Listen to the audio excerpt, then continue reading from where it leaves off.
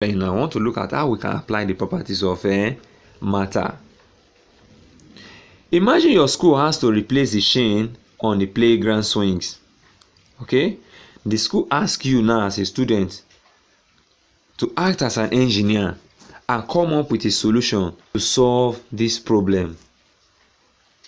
Now, when trying to solve the problem, you will need to know the design process. When I say the design process, I mean the steps you need to take to solve the problem. The design process is the method people use to find and develop a solution to a problem. So the solution to a problem can be a physical object, or it can be a procedure for doing things a certain way. Now look at what I asked to do. This is your school swing. The chain is bad. They want you to come up with a better solution. Why did the chain got bad? The chain got bad because over some time, or moist, that is early morning dew, and then iron began to what? Rust. Is it not? Yes, it began to rust. Now, why would the school want to replace these chains? You already know why. You use a design process, which is a plan that is used to find and develop solution to a problem. The solution is a way to solve the problem, is it not? So you need a design and a solution. So you combine the design and the solution, you solve this problem. Now, in the real sense, they don't want you to use chain again. Since chain has this problem, what do you do? To solve a problem, it helps to start by what? Looking for a solution.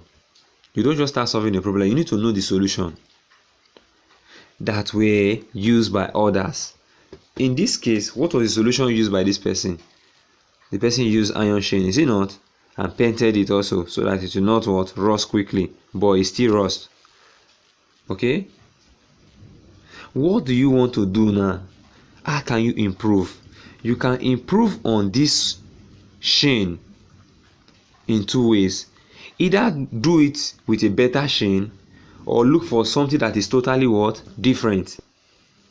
Okay, so the first step we need to do now is to define the problem. What is the problem? The first step is design process. Is to define the problem. What is the problem? We're having a problem. The problem is that our school chain is what? Bad. The swing is bad. If we don't change it, somebody will go and sit down on it one day as he's swinging. It will just cut or it will break. And when it breaks, the person might fall and break his or her neck. We don't want that. Is it not? We want to avoid accident. So we have to consider the criteria, the standard by which something is what? Judged. Are you getting it now? Now we now consider what properties the chain should have. Okay? The next one we're going to build, it should not be able to what's it called? Break easily, is it not? So we are looking for a criteria that will work. So the next thing to do now, after we now define the problem, we now plan a solution, is it not? What solution do we do now? Do we continue using another chain that is better, or we look for something that is more better and replace the chain? You get it now? So you have to be sure to consider the criteria and then the disadvantages as you plan a solution. Okay, let's not use chain. Let's use a rubber band. You think rubber band fine will not rust, is it not? Yes. But rubber band, as you are using it, the stretch, the elasticity, or the reason that make it to stretch, after some time it will what? It will no longer be stretching, is it not? And then the swing will go down. It will not be good. So you have to think of a better solution. That is step 2. Step 3 now, you now design a model. You design a model. The next step is to make a model. When we say make a model, we mean the model should be similar to real life, so you can test your solution. Something that is not the main thing, no, but it's like a prototype or something like a small one. You can design it and see to know the disadvantage of it.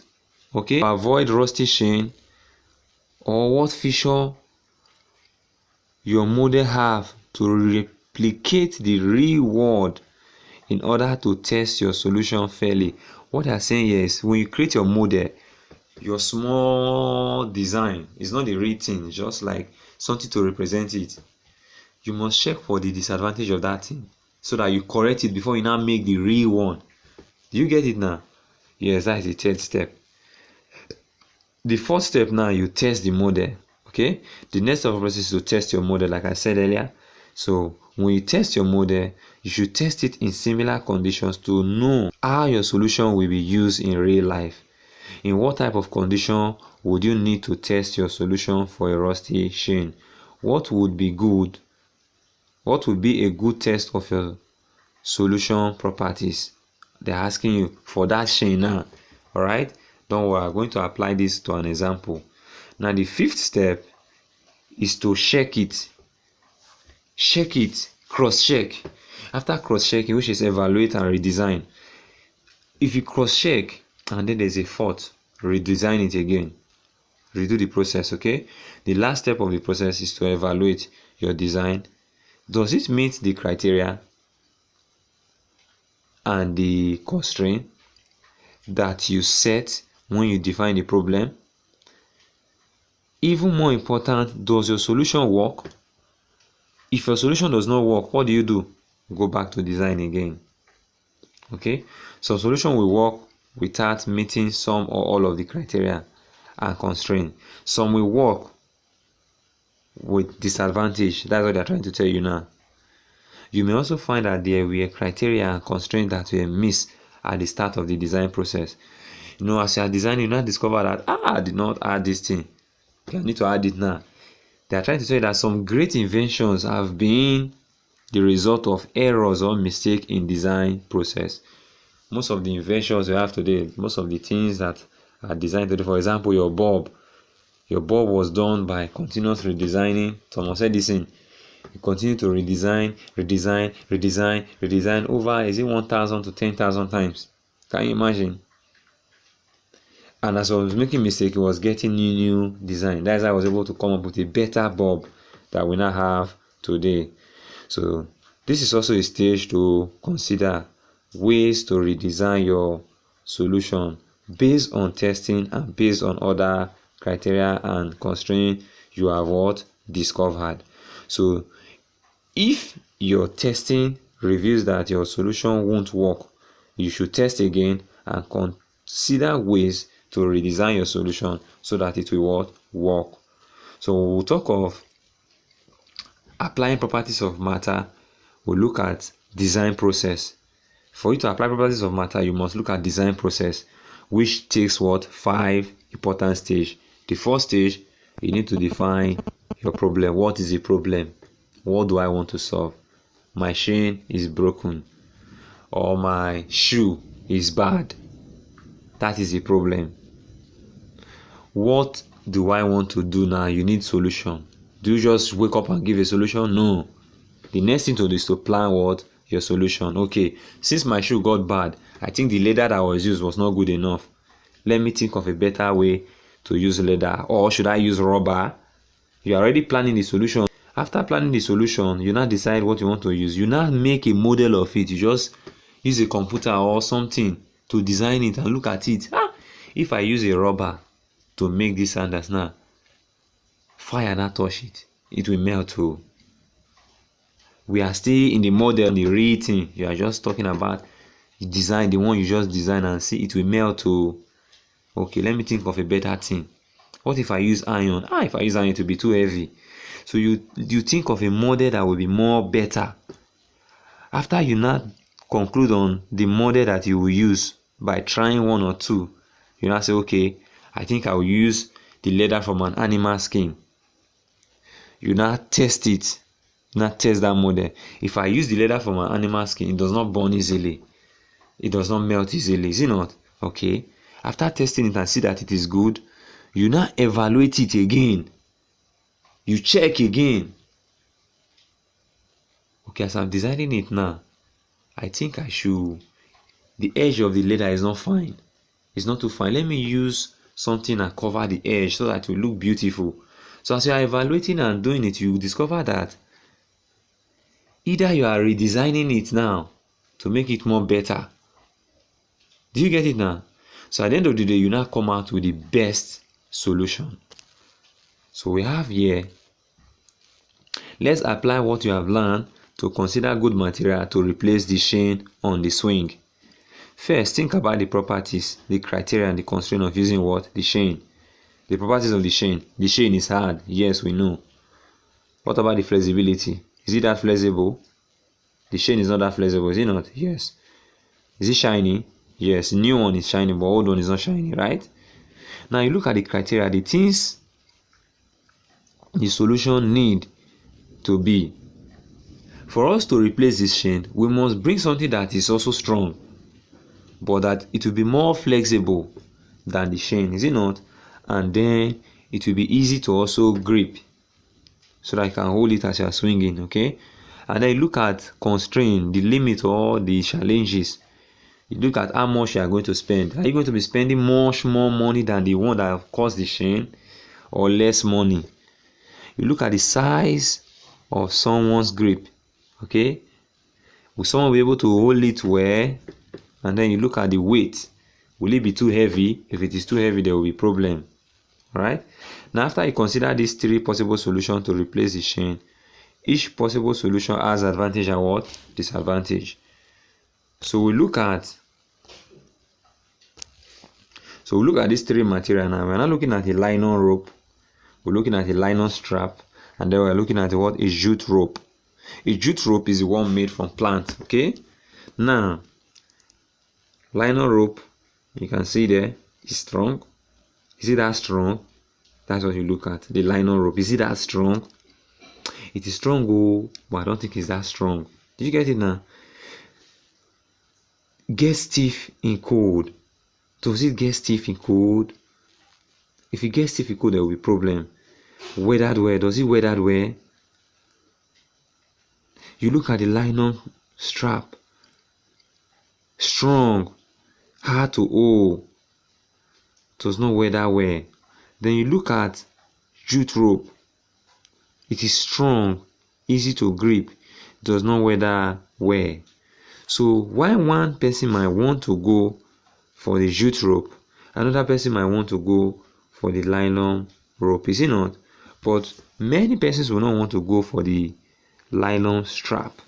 Why? Because of its what? Disadvantage, is it not? Yes.